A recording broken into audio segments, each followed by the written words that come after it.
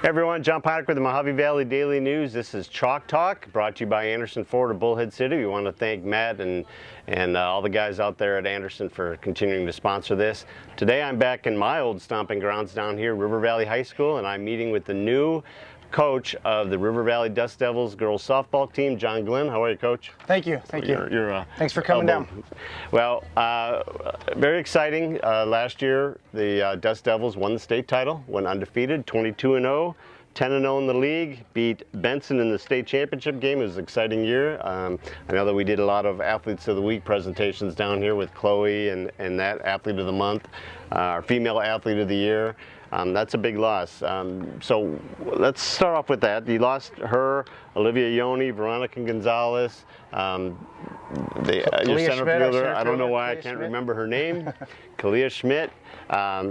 You lost some firepower from last year's team. How are you feeling? Definitely did. Those girls contributed, and they contributed for 4 years. So Chloe's going to be tough to replace. Kalia's going to be tough to replace in center field, but we've got some young kids who are looking to step up and earn those spots. So it's going to be pretty exciting. So when we talk about Chloe and we talk about Kalia, you're talking about them defensively, which that's where they shined. Although Kalia was I think third or fourth as far as batting average on the team last year, but we're talking about them defensively. Offensively, you got a lot of your stars are back. I remember one point last year, I talked to Karina Palou and said, you could have been Athlete of the Week several times this year. It didn't work out, but and then she starts off the year by hitting another bomb for you, which is nice. How do you think you look this year? Oh, and then I'll give you a minute to talk about Rusty here in a second, but let's just talk about everybody else and where that's at. So, obviously Karina's huge in the box. She tied the state in home runs, led the state by 20 or 30 in RBIs, and she started right off against Yuma Catholic, had a great game against Yuma Catholic. So we're looking for great things again from her. Trinity Williams batting 800. I think she went 2 for 2 against Lake Havasu, which was a great game for her in the box there. Mm-hmm. And so we got a lot of power. The one thing I told the kids, and one thing we've been working on, and we talked about it a lot yesterday, is we want to lead the state in doubles. If we can focus on leading the state in doubles, everything else will come back where it needs to. All right, that's a perfect segue to go into Rusty. Your daughter, Rusty Glenn, batting 600. She was I think she was second, maybe last year on the team. She might have been leading the team last year. I don't recall for sure. But right now, after 2 games, she's hitting 600. She scored 4 runs in 2 games. She had 3 RBIs, 4 stolen bases, a couple of walks, and out of her 4 hits, she's got 3 doubles. So she listens well, huh?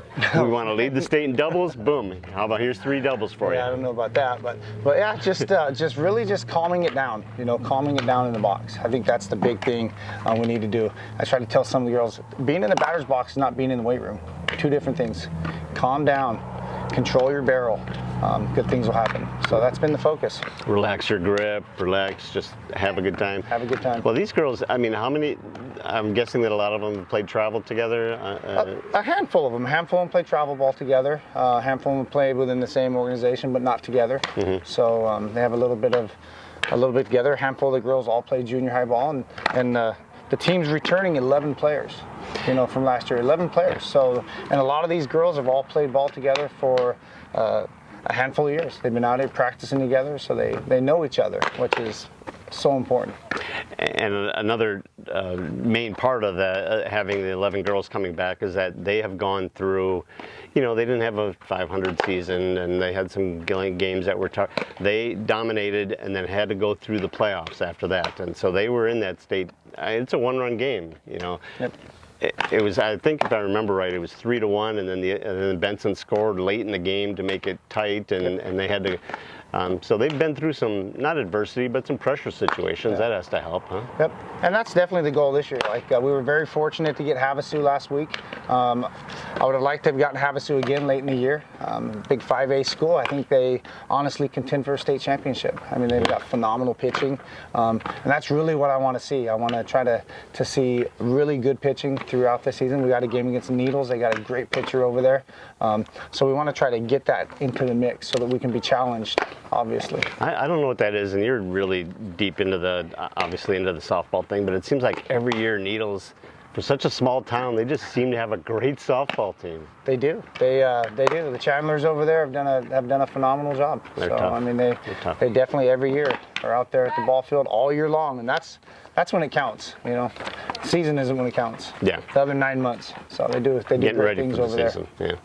All right. So you brought up pitching. Let's talk about pitching. Obviously, Chloe had I think she had 2 perfect games and 3 or 4 no-hitters, or 5 or 10. I don't know. Who knows? A lot. Mm-hmm. You had Trinity Williams last year, pitched a little bit, but she's back for you, and looks like she's your number 1. Trinity's going to be our number 1. She's a sophomore. She's put a ton of work in. Didn't get a whole lot of pitching time last year, obviously, with Chloe there. I mean, Chloe's a great pitcher. So we're looking to see Trinity build this year. Our goal is for everybody, we get a little bit better. If we get a little bit better every day right there, I think we're going to be where we need to be at. So Trinity is definitely working at that in the circle. She had a good game against Yuma Catholic. If it hadn't held on us in the top of the 5th, it would have been a little bit different, but that was something else. But so we look great things out of Trinity, and then following Trinity in the circle, we'll have senior Kylie Sturdivant. She hasn't thrown. I think she threw some JV games a couple years ago, but she's definitely working in the bullpen, and she's going to be there if we need her. Got a good change of pace for you. Okay, good. So let's talk a little about newcomers. Newcomers to the team this year that maybe you've seen some good things out of, that you're expecting really big things out of. Anybody that you want to call out that? So newcomers to the whole entire team. My right fielder, Kennedy Brown. I mean, this girl showed up at tryouts, and I liked her bat. I liked what she was doing, and it was your bat's going to find you a place on this field. Right. And she was in right field, and she's probably never played outfield before, and she made some nice catches in Havasu, and she's getting a little bit better every day. What's her grade? She's a freshman. So she's starting out in right field. And then you got newcomers onto the field as far as taking positions. Shelby Anderson, senior, has worked every year for the last 3 years, and she's gonna try to fill that center field spot. I mean, she laid out, made a nice dive in Havasu. Ball came out of her glove when she hit the turf, but she knows, and she's watched Kalia for the last couple of years, and she knows what's expected out there. So those 2 spots are going to really help shore up that outfield. It seems like you're a big effort guy. As long as you're out there making the effort, you're doing the things that need to be done. That's great. Anybody that was on the team last year that you've seen a marked improvement on from this year? Oh, all of them. Yeah. I mean, they've all gotten better. Taylin at short, Carissa will be at second, Aaliyah Rodriguez will be at first. She was a designated hitter last year. She's going to take a little bit of time catching. But no, they've all continued to work hard and improve their skills. Just keep improving it over last year, huh?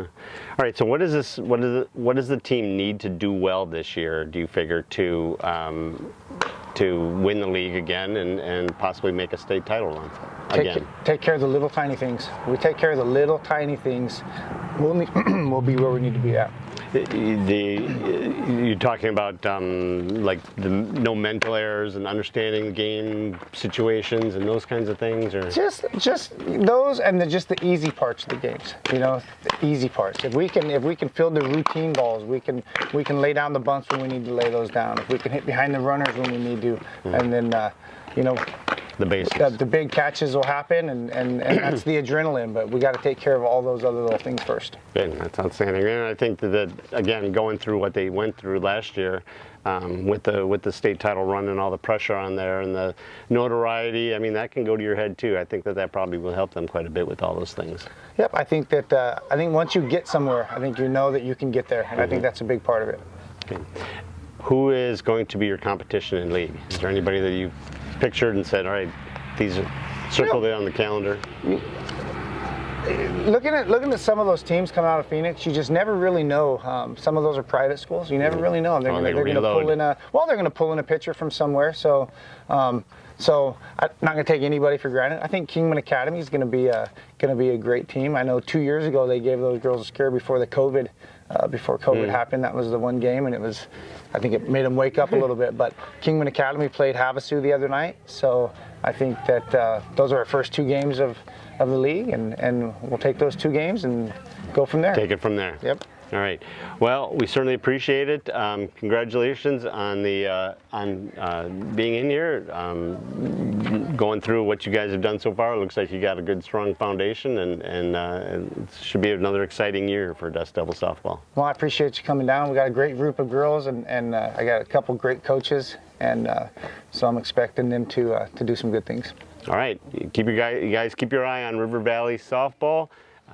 Undefeated last year, state title, brought 11 girls back, and in the capable hands of John Glenn. So thank you for joining us. Again, thank you to Anderson Ford for your sponsorship, and we'll see you next time on Chalk Talk.